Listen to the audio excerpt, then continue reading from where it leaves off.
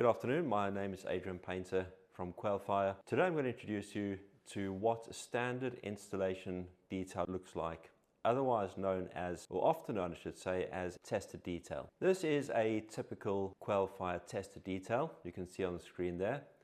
There is a lot of information on this detail. The beauty of the Quelfire detail is that everything is on one page. So I'll run through the different elements for your information. So the top left-hand corner, we have your reference number for the detail. I'll go through that after this to show you how we make up that particular reference number. We come down to the bottom right-hand corner here where we have the test evidence. This is a particular test evidence for this detail. In this case, it's a UL classification report.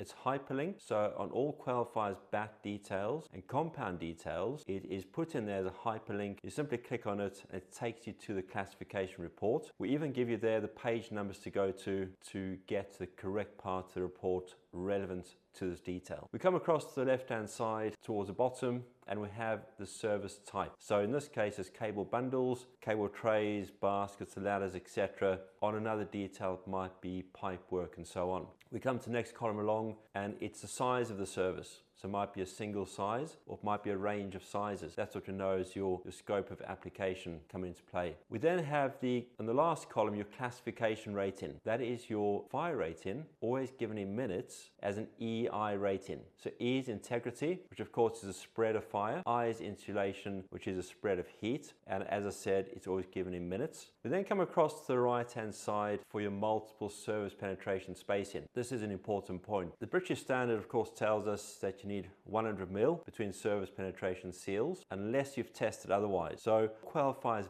bat details, we have tested down to 0 mil from the edge of the aperture, so the edge of your letterbox, for example, to the edge of your firestop seal, 0 mil between services of the same type, and 50 mil between services of different type. Please bear in mind, this measurement is always from the firestop seal. So in other words, from the edge of your sealant to the edge of your collar, or might be from the edge of your wrap to the edge of your QRS sleeve where you've got the acrylic sealant, not to the actual service itself. That's a very important point. We then have this third column down here, which is the size of the annulus of sealant around your service. So in this case, it's a 20 mil annulus around this bundle of cables at 25 millimeter deep of HPE sealant, which is shown in the top there. We then have top right hand corner, all the product, they're all hyperlinked. You press on the hyperlink, it takes you to a technical data sheet for the individual product used on this particular detail. Top left hand corner of the detail, we have a lot of information about the wall construction. So it covers things like your stud type, your board thickness, the spec of the boards, the number of boards, etc. On the right hand side is more information about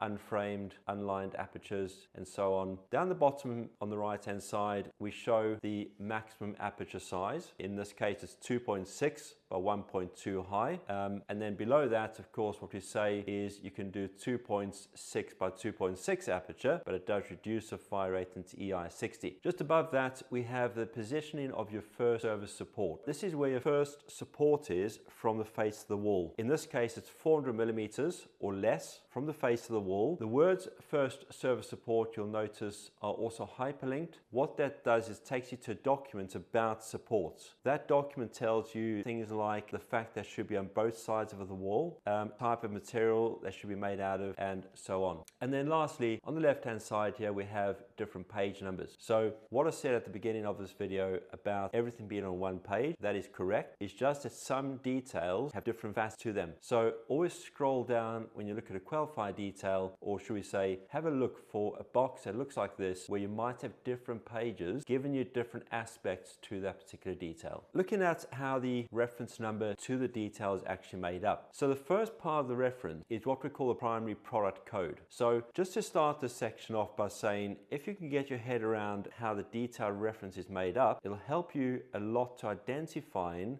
as to whether the detail you're looking at is relevant to your situation just by looking at the reference number. So the first part of the reference is whatever forms the biggest part of the firestop seal. So if, for instance, it is a letterbox opening or it's a pattress, the biggest part of the firestop seal is the bat, the Quelfire bat. So it's a QB detail. Just as another example, if it was on a direct-to-wall seal and you just had an HPE seal around your service, because that's the biggest part of the firestop seal, that now becomes an HPE detail. The next part of the reference is what we know as the substrate construction. In this case, it's FW, flexible wall, RW will be rigid wall, PC, plasterboard, ceiling, WW, white wall, and so on. One principle to bear in mind here, which is important, is that flexible wall testing covers rigid wall testing. So you can always bear that in mind. If you can't find a detail for your rigid wall application, you can use all the data from flexible wall testing, and that will cover it. And then the next part of the reference is your substrate construction thickness. This is the overall thickness of the wall or floor that we have tested. And what this means as well, again, another principle,